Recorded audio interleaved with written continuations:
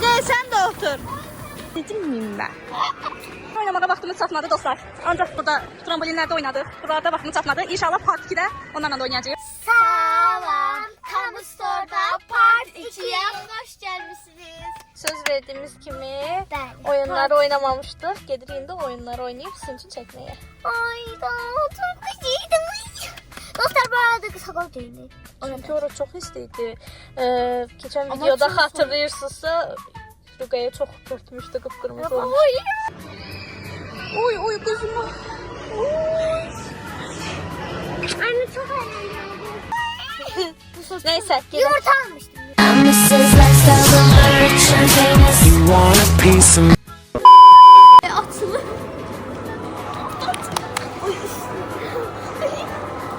Gedək orada oynar skutkalarımız. Tutaram mən.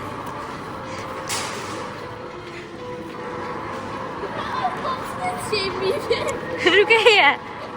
Uşaqlar Rüqəyə imtahanı var idi. Online imtahan verirdi.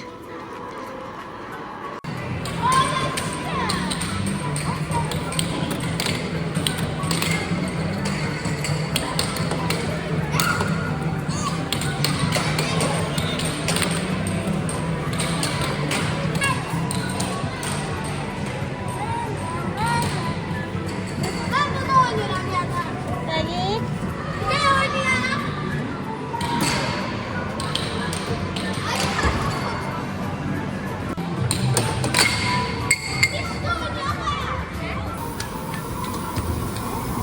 Dostlar baxın bu belə su vurur.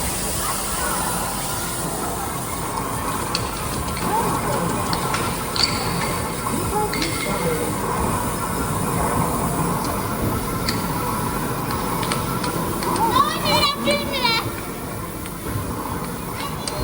O su ilə o yaşılları vurursunuz da.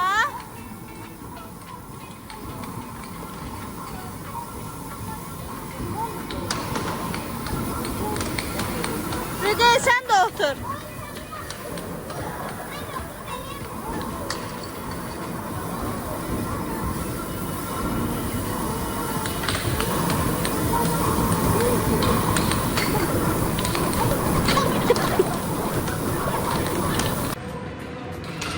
Hansını?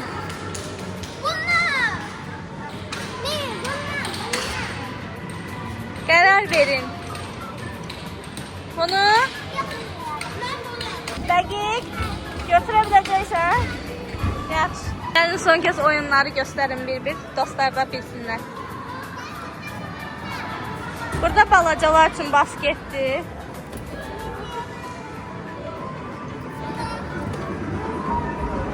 Aha.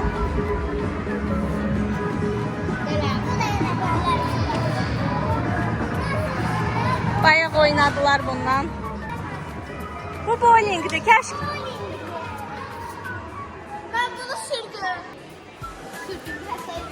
Yox, sürmə, gəl. İşıqlar sönür, gəl. Gəlin.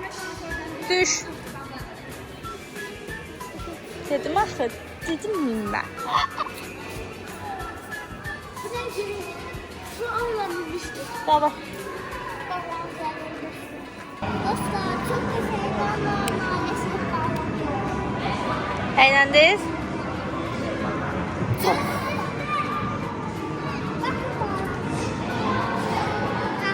Orası süpürüyor ve elimi yudum orada.